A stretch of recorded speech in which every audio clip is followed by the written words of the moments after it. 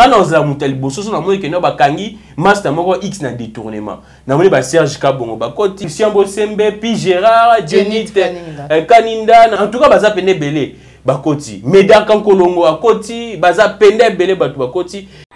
Makambo ya Uhuru Kenyatta waza médiateur. C'est pas là qui c'est vrai la réponse il y a mbo soit pesa qui non tout qu'on négocier na ba terroriste était et singeli ba condition ils à la fixer. À ba condition ils fixé un pays comme la RDC ne peut jamais négocier avec ces gens. Et singeli to bengana ba on va comprendre que biso toza un pays toza ba force loyaliste. Azo ça la médiation mais il a fait beaucoup plus de temps ici. Aussi longtemps problème il y a makasi ya monene muto oyo aza mama na likambo aza koyoka te c'est Kagame. Uhuru Kenyatta asali tembele na Rwanda te pa Kagame te ayo sala temps ebele awa na mboka na biso. Okeneti na Goma pokuta na banani osala nini on ne sait pas en tout cas. Ça devient un peu inquiétant et suspect. Les Kenya et les Rwanda sont amis. Je ne vois pas comment nous pourrions en tout cas compter sur ce qui est composé en tout cas congloméré à agresseurs. Au lieu où Uhuru Kenyatta kende, moi j'estime et je pense que Moto Sengala kende Mutaliboso c'est le président de Monsieur Lutundula, ayo ko se sona ba arme na biso eza bloqué. Na webi saka Lutundula iba kena mboka oyo tozala ba journalistes qui sont mieux informés et mieux introduits. Je demanderai à Lutundula de dire la vérité aux Congolais. Le fait de maquiller la vérité, ça n'aide pas les pays. Tout ce que Monsieur Lutundula a dit, en tout cas c'est tout sauf la vraie version. Toti Kobundana 2 avions de chasse Awa, Sukhoi 25. Que Lutundula nous dise comment est-ce qu'ils ont acheté ces 2 avions. On doit en tout cas condamner le gouvernement parce que Abwa Kimbo on a biso. Est-ce que Mbongo ane kozonga wana lobité? Il fait une déclaration comme si c'était une affaire privée personnelle. Non, je vous épargne des détails. Aussi longtemps c'est une affaire d'État. Soit bolingi mboka te, soit en tout cas je ne sais pas. Ouais, ça la passe si bazo kota ba ngulu tina armée. Wana la kangi parenthèse. Bango moko ba yebi. Donc Lutunda za opeksa biso eza juste parce qu'il y a une vérité que non. Ce qui peuple Abimi Nanzela a manifesté contre la communauté internationale. La communauté internationale a compris que l'autorité n'a biso babou baka population naé. Que nos autorités au monde biso toza bazo baté. Bentelcho bazé belé bazo tanga. Moi j'encourage la population de marcher contre la communauté internationale. C'est alors que tu aurais la vérité. UDP c'est comme une okara. En tout cas, nous avons battu comment définir l'UDP à cet instant. L'UDP se comporte actuellement. C'est vraiment les reflets. Il y a la manière dont les pays se comportent. C'est parti, avec beaucoup de peine, ces partis-là, en tout cas, ils ont déjà en voie à disparition. C'est un problème, il y a chop chop. Victor, on peut train de vie à Kabouya. Non, oh, il y a Monique, non. Le rôle, il y a Zozo Babango. Si quand on bête est bord. Jusqu'à présent, UDP, c'est à Kabouya, va salir à ta activité, mon côté. Ni appeler les militants, il y a qu'à manifester contre ce qui se passe à l'Est. L'ennemi, il y a Liboso, il y a pouvoir, c'est UDP CMO. Si nous pouvons nous dénoncer, à dénoncer Makambu, il y a Onatra. À autre que dénoncer Makambu à Pétentique, aujourd'hui le député est menacé. Un député, tant que le député parce que le député va comme il a bangopé, Kobanga le rôle la mususu biso ba journaliste. Ce qu'on lobby va menacer. Donc je ne sais pas ces pouvoirs, ils sont en train de menacer tout le monde. Baye ba pe que non, justice ezali.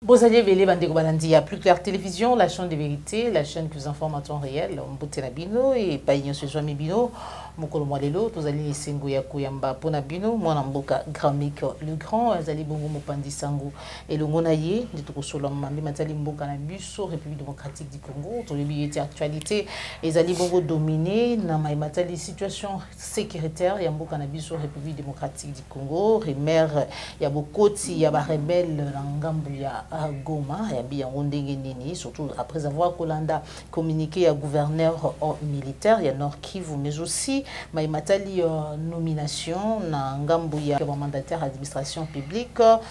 ebele ya bato bazali nommé tokozwa point de vue na ye tokolobela na kati émission na biso mokolo lelo ba consultation to benga yango lolengi wana to pe masolo ezali ko continuer entre ba délégués na o Kenyatta oyo azali bongo facilitateur ya processus ya Nairobi. Sans plus tarder na kopesa déjà mbote na invité na nga mokolo lelo mona mboka Grammy qui les grands mbote na yo.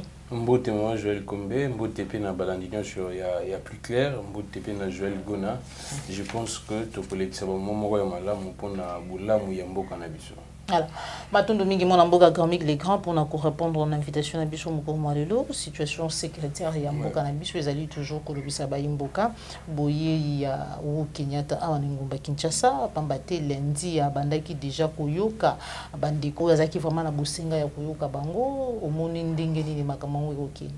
Bon, c'est vrai que Aza a en Amboka, ba délégué qui est comme médiateur, il y a EAC, oyo biso toza kosenga matin midi soir kolandisa mandenge mwana mboka pe mozito alobaki keno EAC wana esengeli to bima bwana parmi ba di recommandation na ye alobaki on déjà bien avant azongela on ba di recommandation na ye et ba imboka pe ba s'approprier nango pona kosenga biso to bima na EAC na donc makambo ya Uhuru Kenyatta waza médiateur ya EAC nga pena nazo kipa on te mais na yebi kaza awa azo consulter l'acteur politique na mona ki na Sénat na mona ki na Assemblée nationale na sepela ki c'est vrai na réponse il y a mboso apesa ki non to ko négocier na ba terroriste et sengeli ba conditions ezala fixé mais moi je pense que na ba conditions na ata ba conditions ezala fixé un pays comme la RDC ne peut jamais négocier avec ces gens et sengeli to bengana ba on va comprendre que biso toza un pays toza ba force loyaliste bango baza ba rebelle baza union soana ba qualificatif union soana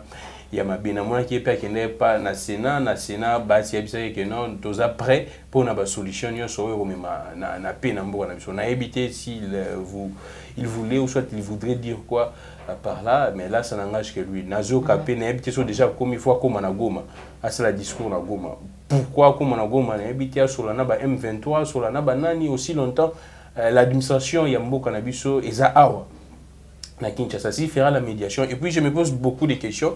Azo ça la médiation, mais il a fait beaucoup plus de temps ici. C'est vrai qu'il y a des problèmes, mais quel est l'intérêt de faire beaucoup plus du temps ici? Aussi longtemps, problème, il y a ma casse, il y a mon nene, mouto, oyo, aza, maman, na likambo, aza, koyo, kate, c'est Kagame. Mais Uhuru Kenyatta, asali tembele, na Rwanda, te, pas Kagame, te, ayo, ça, la temps est belé, awa. Moi, je pense que Esengeli to fongola misu to ouvrir ne balobaka. Ouvrir l'œil et les bons. Parce que moi, je ne peux pas comprendre. Awa biso ne baza ko agresser biso. Problème à cas, c'est pas moto. Oh, yaza ko agresser l'agresseur. Mais yo, ozo sa la tembele na bo biso. Pour quel intérêt? Ok, neti na goma. Beaucoup na banani. O sa la nini. On ne sait pas en tout cas. Ça devient un peu inquiétant et suspect. Parce que nous déjà bachamando qui n'a si.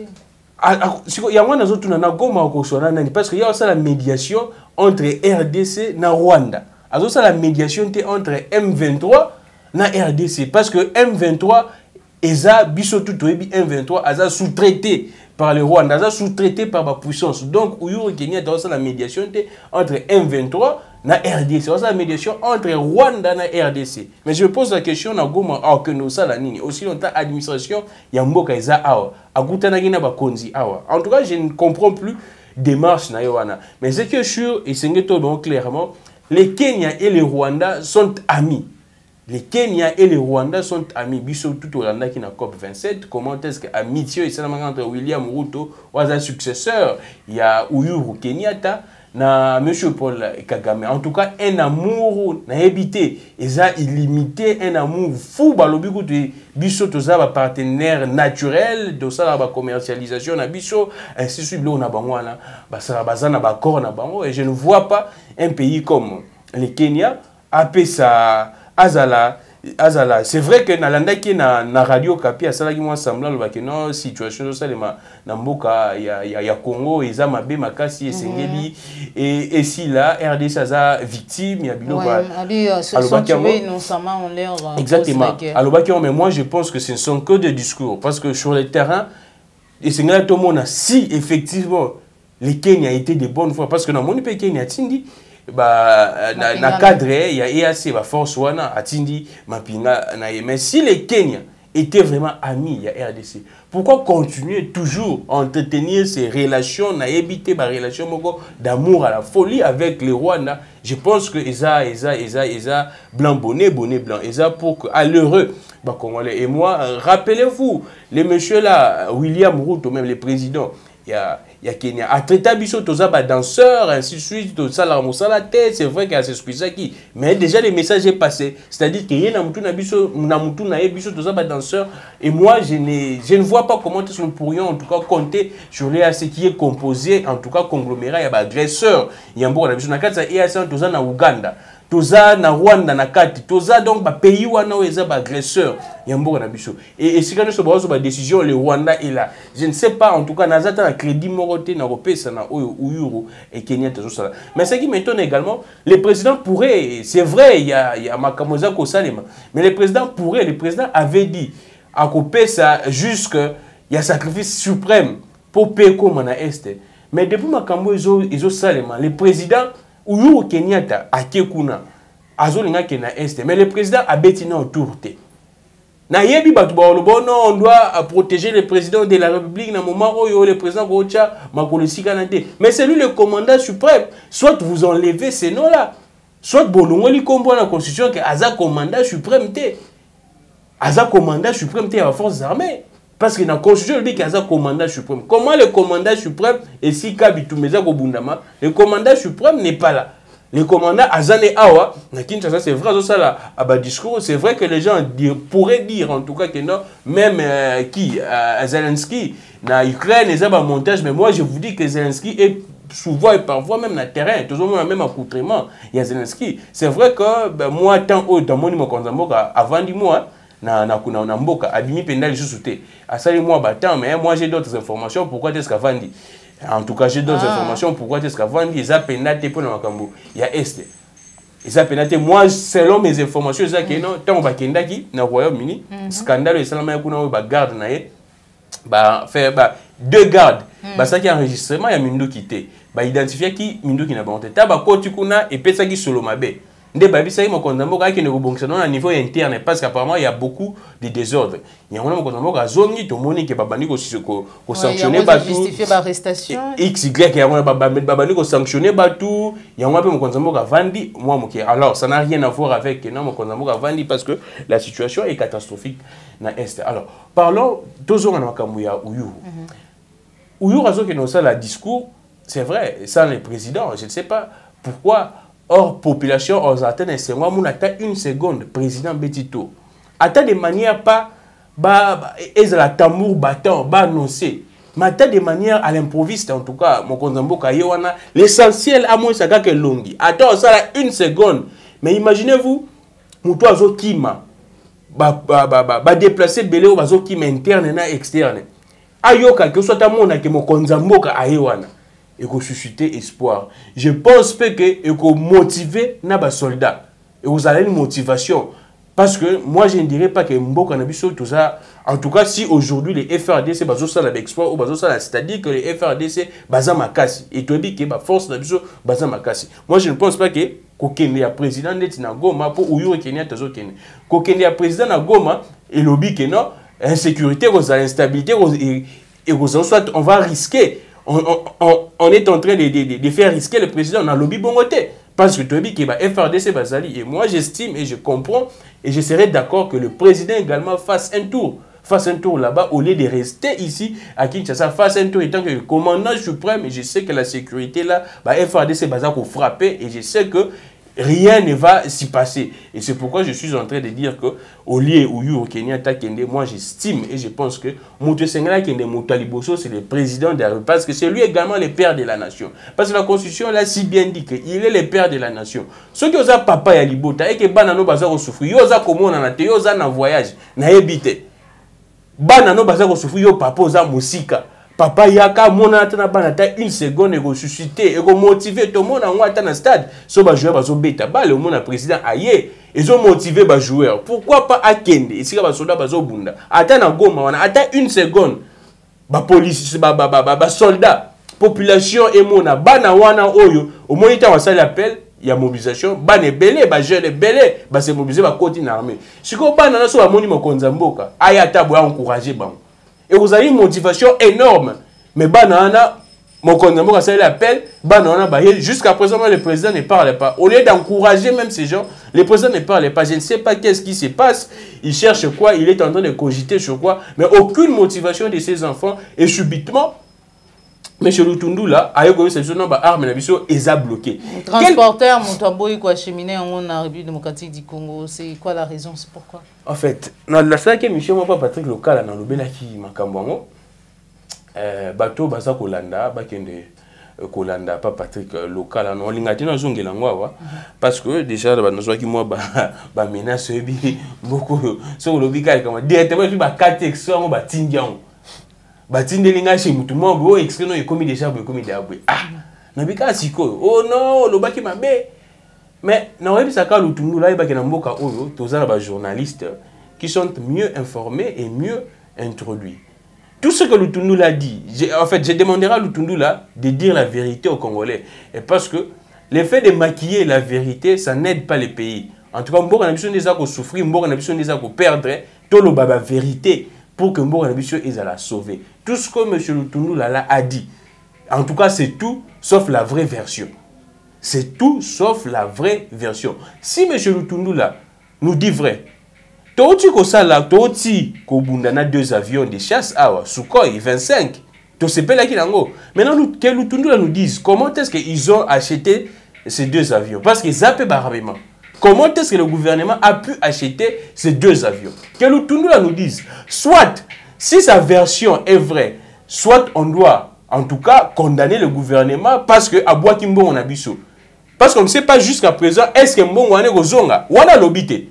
Il fait une déclaration comme si c'était une affaire privée, personnelle. Non, je vous épargne des détails. Aussi longtemps, c'est une affaire d'État. Vous dites aux gens que non, to sombi. Comment expliquer? Que non, Mutukutu Oyo Azoteka a permettre Bino Bosomba. Mais que les transporteurs, et pour les transporteurs à Bandikoya, à comme un niveau, moi, comme on a RDCT. Ce que nous avons négocié les transporteurs, ils ont un contrat, il y a point de départ jusqu'à un point d'arrivée. Maintenant, comment est-ce que les conducteurs, les transporteurs, Andimi, Aya, Akomananzela, Aboya, Alba, on a commencé à se dire. Moi, je pense que Ameka ko zoba peuple congolais. Interdit bino ba manifestation contre. Nazo comme wana. Alingaka me ko zoba mais malheureusement ngese nga pasi bande ko na biso ba journaliste bazaki c'est vrai que je ne peux pas critiquer mon sala bande ko na biso parce que et peki c'est même biso. Mais bande ko na biso tanga lui bon ba rebondir à tate. Parce que moi la question que je peux me poser en premier lieu. Bolobi ke ba arme biso a bloqué. Est-ce que mbongo ko zoma? Parce que c'est l'argent du contribuable congolais. RDC ça na mbongo e boire te zo ku na mbongo te zo ku mbongo na passe. Est-ce que mbongo ane ozonga? Son mbongo ane ekozonga te mais je suis très peiné parce que toujours lu ka mbongo to ke jusqu'au bebisa mbongo to ke no boire ka mbongo aussi longtemps biso tout debi ke non selon version gouvernement toza na embargo bazo boya côté que la biso ba arme. Siko boyebi ke bazo boya côté que biso ba arme de manière officielle. Alors, bosombi déjà avion de chasse wana mibale na habité misu bazolo basoki depuis époque ya Kabila. Ce qui est depuis époque ya Kabila. Pourquoi ne pas reconsulter ou soit consulter Kabila? Après Sabino ba directive comment est-ce qu'il y a bana konsomba ba arme bien qu'il y ait pas zaki na mesure wana la même mesure au toza ngo siko. Reconsulter Kabila, demander à Kabila comment est-ce que ça qui soit bolingi mboka te, soit en tout cas je ne sais pas. Pour que vous ne bongo et puis bolobi que non en tout cas moi j'ai la vraie version mais non le bango j'ai la vraie version mais c'est tout sauf la vraie version. C'est quoi la version mon amour? C'est tout sauf la vraie version. Ouais ça la passe bazo kota ba ngulu tina armée. Oh bazo kota ba ngulu tina armée. Wana la kangi parenthèse. Bango moko ba yebi on parce que tant on a beta ki on kuna ba comprendre que c'est vérité ba komo luka ba takenga. Ba kota ba ngulu tina armée. Ils ont ça la passe, ils ont ça la peine passe maman. Makasi on a senga na mokonza mboka batwe belé baza nzinga na ba sunga ote. C'est vrai que les gens peuvent dire que non ye mutaza aponaka bango, c'est le chef qui choisit ses collaborateurs. Oui, c'est vrai. Tout le monde a un biso tout, même nebisika tout. Tout ça le monde mutu, il est compétent mais mon thème moto oyebite qu'est-ce qu'il pense. Une personne peut être compétent mais mon thème ané azana ba calcul na ye. Ce qui total moto oya bomaki Moto oya bomaka muto asaka proche collaborateur. Moto aboma Thomas Sankara, c'était son proche collaborateur. Biso tout ebi na Burkina Faso. Et c'est partout ailleurs, c'est comme ça. Même Kasavubu, c'est la même Lumumba, c'est la même chose avec Mobutu. Alors Batu Barolbakeno, c'est lui-même Apona qui va collaborateur. C'est vrai, mais tu es motema moto oyeba, on te même maman boti moi naeba motema na été une personne peut-être compétente, mais azala ba calculer mususu. Bato banzinga nzinga mokonzamboka, baza ko sunga été. Na sepeli na omona mo ba sanction za kokuya, mais ba sanction eza ba sanction ya ko flouer peuple té. Eza ba sanction té ya ba jeu, ya ba blague, c'est-à-dire que vous sanctionner 1 mois, 2 mois botiki na bino et ainsi de suite. Tolingi bongote parce que bozo beza kolekana mingi. Soki bozo beza tina armée. Bozo beza belé na kata armée. Toza ko dénoncer, toza ko télémélango.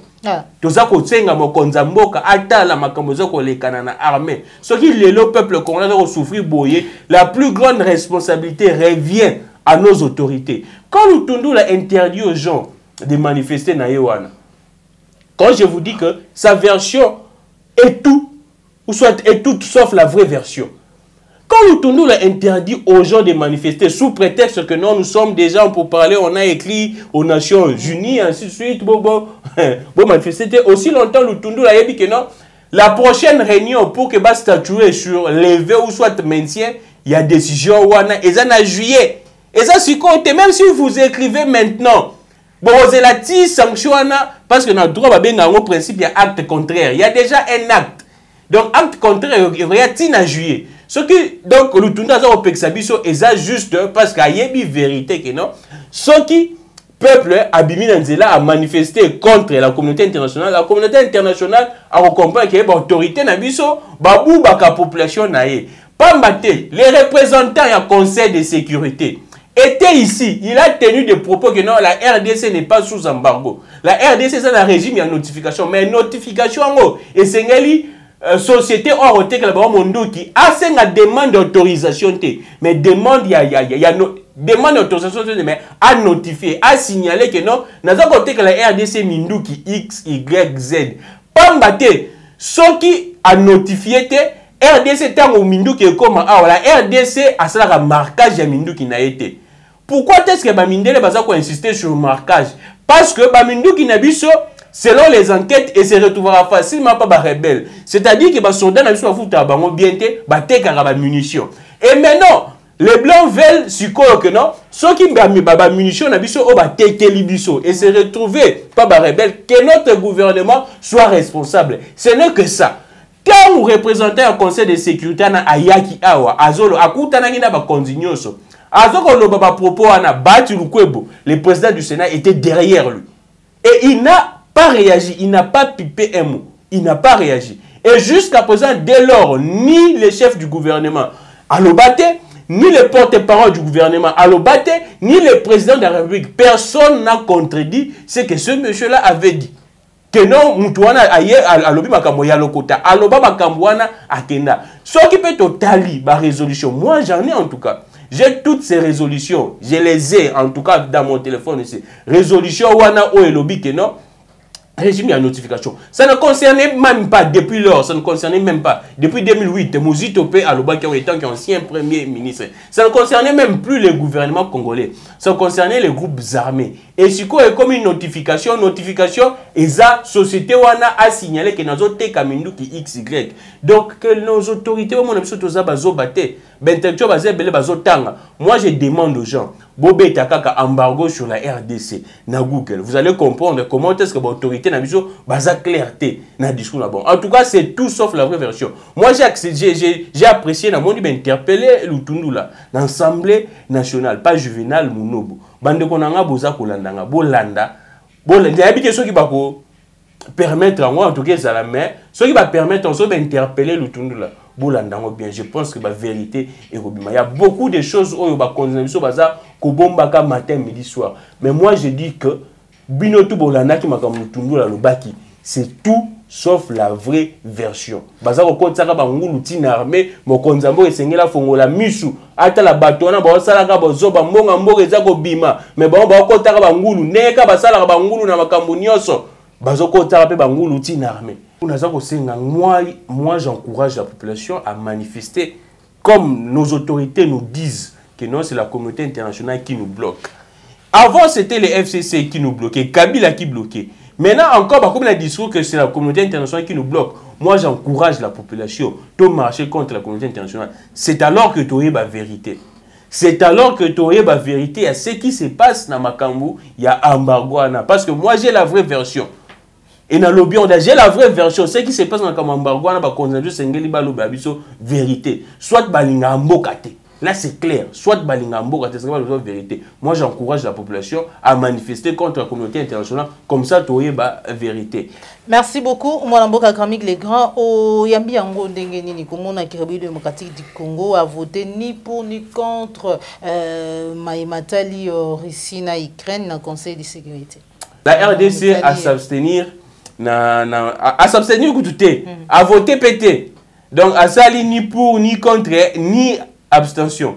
Oui, je pense que c'est la bonne décision parce que moi j'estime que buzo bana bango na ya ba mindele sengeli tokota moto ya ba jeune bango. Ya ba jeune bango ba américain l'Europe occidentale, soit la partie occidentale, américains, les occidentaux, ainsi de suite, na Russie. Ya ba jeune bango tokota ba jeune bango te. Tokota na ba jeune bango te. Na sepeli makasi ndenge nini décision na certainement ils ont marqué dans le gouvernement, ils ont un conseil des ministres qui a RDC a voté que ma commandant qui peut en témoin. Je salue ça en tout cas, je pense que c'est le début de la maturité parce que le peuple a demandé ça.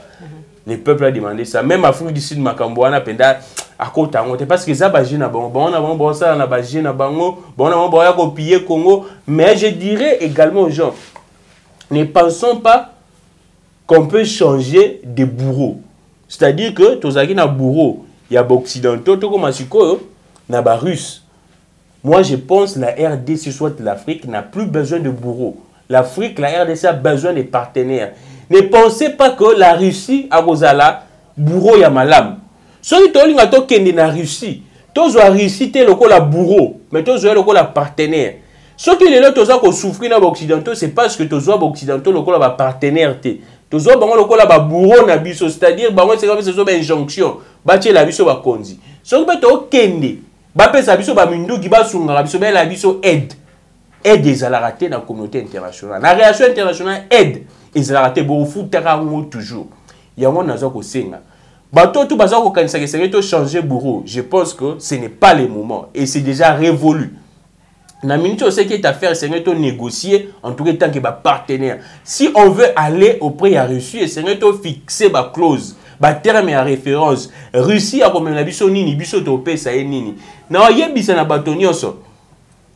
Jusqu'à présent, c'est vrai que ba restreindre la coopération mêlée entre les occidentaux et les Russes. Mais c'est que sûr, ils ont encore beaucoup plus, en tout cas, des partenariats. Et les balles na bango et goku fakate. C'est vrai que les Asingeza ko benda na ma et goku fakate. C'est également pour faire distraire l'Afrique également, parce que ça, ils bango tout c'est un conglomérat de gens qui n'aiment pas l'Afrique. Pas maté racisme, ils appellent makasi na Russie wana. Tous les Congolais ou avant na Russie, ou soit tous les Africains, bah comment est-ce que racisme les makasi. N'appelle seulement version mokié. Il y a un Zambien étudiant bakanga qui est kuna na Russie. Bakangi ba condamné. Mais la grande surprise, cet étudiant va retrouver mort na guerre.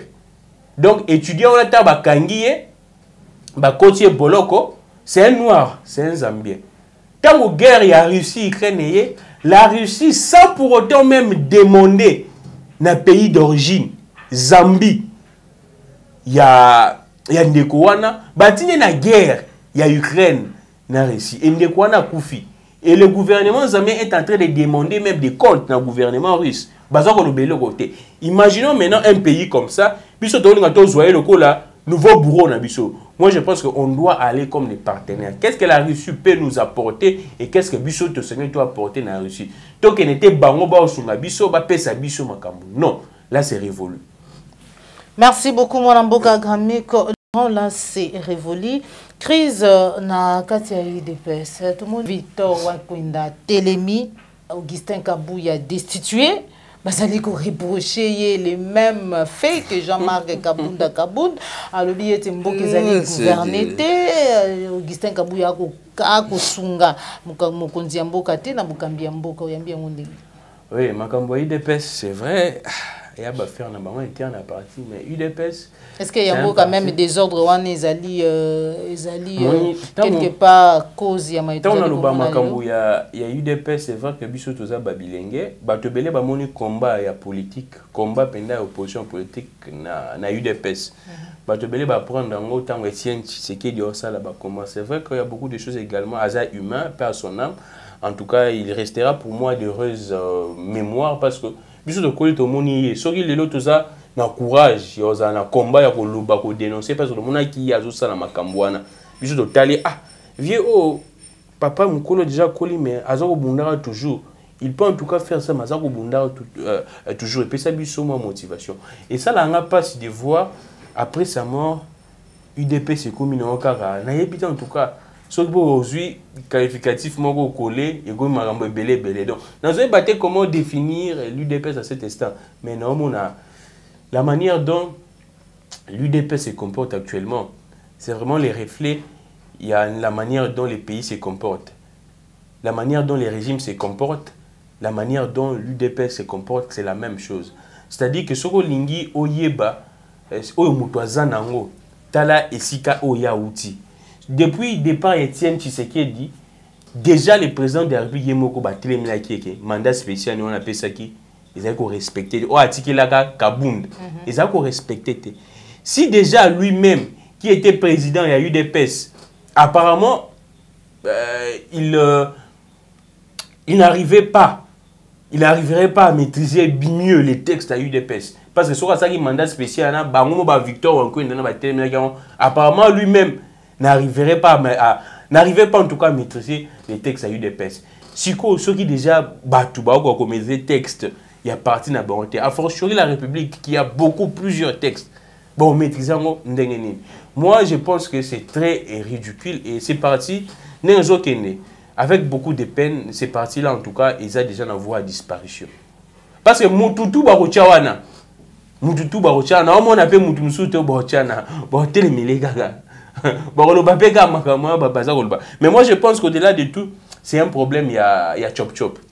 C'est ce qui se passe à l'UDP. C'est-à-dire qu'il y a ceux qui constatent que, ceux qui pensent que, ou soit ceux qui voient, observent, parce que ceux qui voient que non, X a zoli belé, Y a comme il belé, biso to li ate, ok, biso ba to comme ça qui est, nesikana. Parce que CDP wana oya Victor, baza ko lobake, biso ba to comme ça qui kabu ya sika wana. Biso le sage Kabunda kende pour que ya koma wana. Sur apparemment ya komi ko lia biso toza ko lia te. Ba dénonciation belende ti ya Mike Mukeba ya lobayi non. Kabu ya koma otambo na jeep ya plus de $100,000. Sur Victor ta yima kamwana moni pe train de vie ya Kabuya na oya ye moni ke non. Le rôle ya zozo babango. Si quand on beta bord. Donc eza bongo. Ça n'a rien à voir même à Kambo. C'est vrai que je ne vois pas Makambo Yamalungango na UDPS parce que les communicateurs jusqu'à présent pleurnichent. C'est vrai que Baouti économé to le belango Mwandambu, ba combattant ba sakolela, Makambo za peut-être kotambo la bienté d'installation ya UDPS ça malongate, infrastructure à UDPS ça malongate. C'est vrai il y a beaucoup de choses à gratter sur la gestion de l'UDPS mais et c'est que sur exact que parce que moi je ne vois pas na UDPS nengi batika yona ba kwenda nsi na mutu akoki kozala na niveau na capacité ya ko porter un jugement ya portée scientifique ya makasi pourquoi le bakeno Kabuya n'est pas à mesure ou soit ne dirige pas mieux l'UDPS pour eux j'estime diriger mieux l'UDPS c'est-à-dire que l'arrière base c'est-à-dire bateau ba komisakio wana il y a problème kaka il y a chop chop et là c'est vraiment la pure médiocrité et même la pire médiocrité. Moi je pense que il y a même indécent makambu batwana surtout que UDPS obiso to yebaki UDPS obiso yebaki ya bato mayele il y a 13 parlementaires ozolanda ozokapenda bongo na landa ki na otuko landa dernièrement Marcel Liaou. Quoi ça qui peut parmi 13. C'est vrai que je pense apparemment ayaki na mwasuka apparemment ayaki na mwasuka ou soit ayaki après mais 13 parlementaires nyonso wana Soko ozoka bango, ozoka ba vie ba Kyungu, même Etienne Tshisekedi, ozoka moi crème intellectuelle ezali. Même juste wana en tout cas, c'est vraiment la Oyo batikali, c'est vraiment ndenge muninga nanga pewa lobaka, kulutu nanga, c'est vraiment la racaille. C'est-à-dire qu'il n'y a pas une crème scientifique là-dedans. Donc on est sur ça kouwele la wana ezakaka chop chop. Imaginez-vous UDPS. Mon konamboka sengi mobilisation générale. Jusqu'à présent UDPS ya bakabu ya basali ata activité mon côté. Ni appeler les militants y a manifester contre ce qui se passe à l'est. Mais je voyais l'UDPS à l'époque à Kabila vont debout contre Makama Est, mais c'est UDPS pratiquement amorphe. Les combattants n'ont évité que soit congolais parce que ce qui se passe là-bas, le président lui-même a signé une mobilisation générale. Biso tout manifester contre ce qui se passe là-bas. Mais bon, on va le bélo côté. Je ne sais pas. En tout cas, c'est vraiment naïbi qui ça n'a aucun makambo. Il y a chop chop. Je pense que bah potana, n'engue balobara laisser les morts enterrer les morts. En tout cas, makambo UDPS wana. Et puis, en tout cas, je ne sais pas en tout cas. Mais c'est quelque chose, c'est parti. D'ici là, en tout cas, ils ont tout droit. Nanzela, il y a disparition. Merci beaucoup. Tout droit Nanzela, il y a disparition. On a UDPS. Ils ont tout droit. Là, vraiment, c'est vrai. Ils ont tout droit Nanzela. En 2023, ceux qui ont UDPS, c'est juste quantité. Parti on est koufi. Voilà. Et c'est que il y avait, je pense, une révélation. Il y a Yves Bouya qui avait dit. Même les présidents, non, les présidents, mais même les gens qui sont dans l'union sacrée constatent que non, UDPS, c'est ça, parti en compté dans le côté. Il y a une selon la révélation à Yves Bouya, il y a déjà une dynamique qui est en train de se créer tout autour. Il y a Sama Lukonde, mais il y a un ambassadeur itinérant, il y a un président qui est derrière. Non, Tanga, comme on a dit, mais tout le ambassadeur itinérant, au pas à mingi, dans Sama Lukonde. Et vous attendez combo même dans le plateau, dans la émission, dans la vérité de tous côtés. Je pense que c'est vraiment ça. UDPS Batutu Baby qui est à partir qui est tout droit. Parce que Batou va diriger UDPS. Moi, si je pourrais donner un conseil, parce qu'il y a parti Oyo, et ça ne peut pas m'acamboka. Si je pourrais donner un conseil, na militant, balongola, batouana nyonsoana, wankwenda, batouana nyonsoana, balongola, et puis vieux pe bakoli. Vieux bakoli moi, et puis son mouta koli moi, makamusu, c'est comme moi, ko échappé. De balongola, batouana nyonso, et c'est tout le monde a UDPS à batouana, le type n'a parti au pouvoir. Au moins à l'époque, tout le monde a PPRD, c'est vrai. Moi, je ne suis pas là pour applaudir parce que ça m'a bien emboka. Mais quand tu vois PPRD na tête au monde, professeur d'université, au monde ba minaku, au monde ba chadari, au monde, c'est vrai que baza exemple tes modèles tes références tes, mais du moins sur le plan intellectuel, en tout cas personne ne peut méconnaître la capacité des mouvements.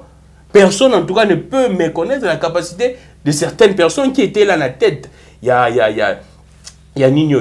Il y a PPRD à l'époque, tout le monde a caméra, na tête, mais UDPS, il y a les lots, au moins, il y a des étudiants, étudiants, mais ce président, il y a parti, moi, étudiant. On a fait dans l'université, on a eu UDPS. Étudiant, mais président parti politique, donc compliqué, quand on compliqué. Moi, je pense que, j'estime que UDPS, on a tout.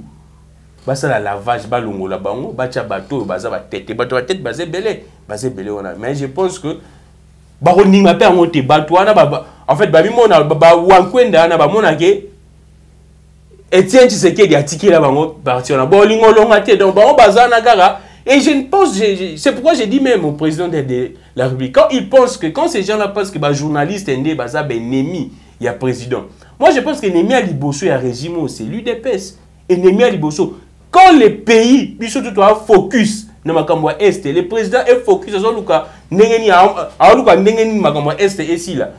Bango basa ko distraire, ko changer biso ba sujet comme ma distraction. L'ennemi à Liboso, il y a pouvoir c'est UDPS yemo. Voilà. Merci beaucoup, Moualamboka Gramik Legrand. Pour finir, nomination, il y a un mandataire, il y a administration publique par ordonnance présidentielle. Il y a bien c'est ça que qu'on a Christian Boussembe, Jenny Tikaninda et les autres. Il y a bien oui, pour que nous soit dossier parce que normalement on est l'auteur de ça parce que il y a bien c'est bien commis. Mais na roloba. Na ya naza le kamo sengena loba, sengeli to dénoncer parce qu'actuellement tout le monde qui dévoile, soit qui dénonce ma camoza ko sale mama bena mboka, baza ko menacer. Et c'est que tout les mélango. Tout le monde le kola eza moi to zongo penda na mesure na ngote to sabotant moi mais c'est très grave. Dans un pays s'il n'y a pas de contrôle, s'il n'y a pas bateau baza basala ba lanceur d'alerte, s'il n'y a pas activiste, s'il n'y a pas bateau baza ko dénoncer, baza ko contrôler, les pays ko kufa. Même les sages, batomaye baloba que non, la nature humaine a toujours tendance à abuser, ceux qui contraignent tes actes. Les journalistes, ceux qui ont dénoncé fait, ngana ebisino qui ont dénoncé dernièrement awa likamo zo salema na yabuzo banara mais obiso tout dénoncer obiso tout déploraka. Mais ceux qui sali bon ba menacés, les journalistes sont menacés. Balonga na ba journaliste ba comme si na ba député ceux qui dénoncé locaux. C'est vrai que Daniel Saf, on peut accuser Makamona Loba qui moi je ne suis pas là pour Yemope à présenter qui d'excuses naé Makamona Salaka. Mais il a dénoncé un fait sur Molendo Sakomi. Au lieu que le procureur enquête, le procureur commence à inquiéter Mouto a dénoncé qui. Tolonga na Kaya Saf, Toye na Tingi Pululu. Tingi Pululu dénonce, a dénoncé Makambu ya Onatra. A aussi dénoncé Makambu à Petentik. Aujourd'hui le député est menacé. Un député menacé. Tant que tu vas avoir député, parce que les députés sont comme la banque, Kobanga le rôle, biso, journaliste. Ce qu'on lobby, menacé. Nous devons protéger Azate. Imagine ce que député Koutou a une immunité. Mais bon menacé que notre rolongolayo, immunité. Donc on tenté procédure judiciaire contre eux. Donc ce qu'on a un esprit dureté au Bangui. Et moi, je suis en train d'encourager tous ces députés-là qui dénoncent. Tout le monde a une dénonciation en Tingi Poulou, non Atra. Tout le monde a une dénonciation en Tingi Poulou, na Pétentik. Moi, je pense qu'à continuer à l'Ura bon. À qu'il est plus loin même, dans le secteur belé à vie. Parce que beaucoup de choses ne marchent pas. Tout le monde est menacé. Même plus loin, même IGF, Jules Alinguette. Les gens sont menacés. Tina Motabongo. Donc, je ne sais pas ces pouvoirs, ils sont en train de menacer tout le monde. Et c'est pourquoi moi je suis en train de soutenir tout ça fort. Au-delà des menaces, les journalistes, les téléma, les dénoncer. Dès qu'on a vu ce chef, inspecteur, chef de service à IGF, Jules Alinguette, qui a un travail, en tout cas on peut tout dire, mais son travail est excellent, est exceptionnel. C'est vrai que c'est un humain, il peut y avoir des ratés, mais le travail qu'il a bas, j'ai vu de jeunes récemment, les jeunes applaudir. Monique, pas honorable, Mike Moukeba, il y a dupliquer. Et Jules Alinguette n'a pas institué parce que je suis ça partout. Et moi également, j'encourage, j'applaudis. Ces messieurs-là, tous les gens, pertinence à ça, mais moi j'estime et je le crois très bien fermement que les générations à venir parleront de ces messieurs. Les subalternes, bateau bazoya, dans les bons, dans les meilleurs. C'est parmi les gens au bazar Moutou. Malgré pesanteur et belé, bazar obinsa mutu pour que mboko na biso ekende liboso to monaki reconnaissance na Forbes to monipe reconnaissance na notamment na pab occidentaux o bazar ondima a comme le la image ya lutte contre anticorruption o Mukeba baki ba cloné et ngana bakisi apparemment il a l'ADN y anticorruption, ça n'a rien à voir avec tout ce que les gens peuvent croire, mais bateau la population peut essayer makasi pour que tout le monde a dénoncé ça qui banquette à ça qui national na jekamina. C'est vrai que batu baza ko tirer ba ficelle mais du moins aza komi bimisa notamment na Tingi Pululu aza ko décider ba député mususu bomo na ka ndenge ba bengisi VPM ya affaires étrangères ba bengisi na assemblée nationale mo na ba menace et bandit biso toza ko temela makamoto yebisa na makonza mboka soki o telemeli makamoto pekisi yango te. En tout cas, ça sera très catastrophique. Alors, pour revenir à Makambu, il y a la nomination. C'est vrai que Bandeko... Patrick Local a lobby Mikiliste et Belé bazan nommé. Bon, en tout cas, na zupe natan retard la nyo sauté na monika ba master oyo to eba na bango baza ko koma ba nommé. Je pense qu'au-delà de tout, Fachi en tout cas a une volonté ya ko renouveler classe politique. Moi, tout va nommer. C'est vrai que les gens peuvent dire bah changer quand, bah comment na quand il y a, bah comment na quand na axe du mal. Mais bah tout oyo, les gens ont adulé hier. Les gens ont adulé hier pour na combat na bango. bato betela bango maboko. C'est vrai que ceux qui bato va changer quand oui, bisoto on constate, mais ya bato babunda ki lobby. Ya bato ba telemila ki mabe lobby. Je pense que pour moi, topé sa bango confiance, topé sa bango chance wana pour moi en tout cas. Donc les gars pour ba master basé belé. Et ça question ya ki master té. Master basé belé kuna moyen. Il y a question ya ki master té. Ceux qui te lobby que bango bazala té ba otia banani. Ba otia banani parce que ba rozwa Alain Bolo Djoité parce que Alain Bolo Djoa azana ngambo ya pouvoir té.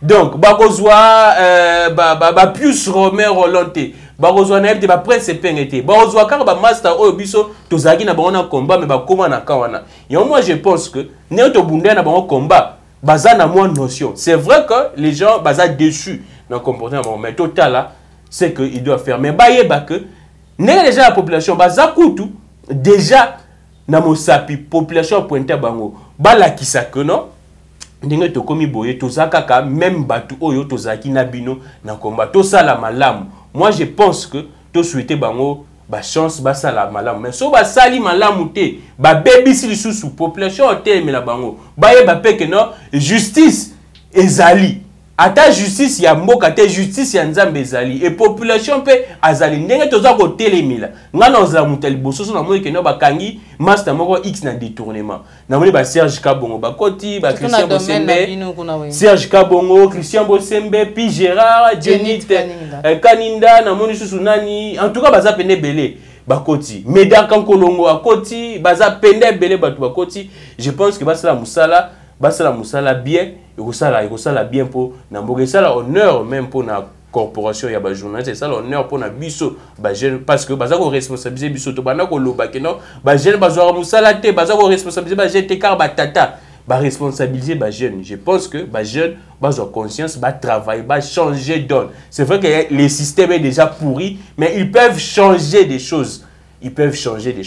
Macron zaki na système il y a François Hollande mais Macron abimi na système à François Hollande badwa monique azaki na offre mususu à apporter. Moi je pense que nazana na pesi bango force na ngai ba changer mabe o ezana kati ya système wana nde ba mona ke biso e kosala biso et sur makasi mais so ba changer te toza batel boso yo temela bango matondo mingi mwana mboka Grand-Mike les grandes to cheli tono na émission na biso mukulu wa lelo bande ko balandi ya Plus Clair Télévision bozala ke belé ba e bozwa ki libaku ya kolanda émission vérité de tous côtés bipai wapi to solo la kama matali mboka na biso République démocratique du Congo kasi ya mboto kabwana na mwana mboka Grand-Mike les grands tozongisa maloba bipai na yo mwana mboka Grand-Mike les une seconde car vite fait bande ko basali mo ko bosana moi batampele ki souci tozaki na mpona makambo ya es na moni bato belé na mboka e ko moi ko kima mo moke. Les Kinois n'ont évité ceux qui basent penda ndengenini. La mobilisation générale continue. Bitumana est déjà continuer. C'est vrai que biso tout Olanda qui le gouverneur militaire ya Nord Kivu. Mais comme ça les Kanago, moi je pense qu'il y a également beaucoup de manipulations. C'est vrai que bitumeza intense mais ba communauté na gomate. Ba force na biso bazo bunda. Non ba comme na gomate, baza na mope moi musika, baza na 20 km te. Ne ba doza koloba. Bitumeza na Kibumba. Kibumba wana eza na 20 km te. Donc manipulation eza makasi yango doze na ba congolais, ba influenceur bino ba doza na poto. Mboka eza biso. Félix akokende na ye. Vouloir ou vouloir pas, même naturellement akokende. Ce qui biso to télémité est la catastrophique. Il y a une manifestation également. Na moi manifestation est belé. Moi j'encourage non na ba tutu boki na moi. Et même na poto na moni pe baninga basali baké basali ba city na ba ambassade na ba maison blanche na maison blanche na moni na ba Élysée na moni ba palais présidentiel basali. Moi également j'encourage bato bazana Kinshasa awa na ba marche sur ça ko sema ba kende. Ndeti lobby marche ezali, il y a batu ya nouvelle élan je pense. Marche Zali, moi j'appelle les Congolais en tout cas bah s'associer dans Nouvelle Élan Bakende. Ils ont marché en Nouvelle Élan ils ont marché à FRDC pour soutenir FRDC. Bah on va écouter plus loin pour exiger l'expulsion de l'ambassadeur ougandais parce qu'il y a une complicité. Il y a une complicité même naturelle entre l'Ouganda et le Rwanda. Bah c'est ngango, bah ça appelle mobilisation générale et Rwanda je pense na kianza ba na kianza tout wana. C'est vrai que dans le terme en sous-souné bah pays ça qui marche à Martin Fayulu. Moi je suis contre ça. Marche à Martin Fayulu. Je suis contre ça. Moi, je pense que Martin Fayulu, en tout cas, n'a pas les micros. Parce que tout le monde qui m'a dit, la musibiso.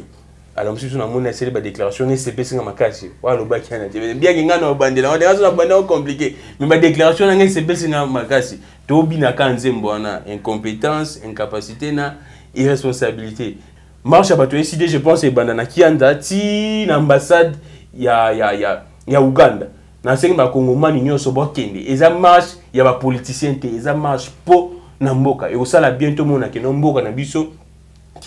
Si les politiciens n'arrivent pas à trouver des solutions, nous, la population, tout faire entendre voix nabiso pour que Batouana bakime au sala bien après ça sous force na ba bilenge nyonso bazo kota na mampinga na pesi ba na force makasi et puis je finirai par ça. Il y a des espoirs qui se font pas ba Congomani de manière individuelle en Mboka. Il y a également na Mwanda Robert Nyondo je pense na mona baction zo salema na mona oga na musika. Alors ça la baction na évité intérêt les années il y a politique na évité mais du moins à ça reposer baction na mona qui a éclairage public na moni a kundi érosion a kundi te mais al ici érosion mort libula qui simbi je pense que ces gens de Congolais au bazako bundaka na ba moyen na bango pour que ba pallier na déficit ya l'état biso to za ko dénoncer déficit à l'état bango bazako pallier na déficit ya l'état c'est tous ensemble pour que to tia bango appui makasi. Robert Nyondo, je pense que dans le monde, on a mon ba mwande nyoso ba opese makasi. Moi je pense que c'est une population nyoso et soutenir. Maintenant numéro de téléphone. Numéro de téléphone on a bateau. Bah il bien plus 243 82 41 59 117 plus 243 82 41 59 117. Je pense émission na saki asuka. Maman benga azali kukuma mabenga minute belé na pese wa mode donc on va azolo ba moi mutu ana souci penalo ba ya mboka likuma zwinga pena tanzolo ba nazo esala nga bien na mona ke ah maman yo malgré azana moi likuma makasi mais azo bengo puka no makambo tala boy na pese ba kongoma nyo tsuba mbote o balandaka chaîne ya munene.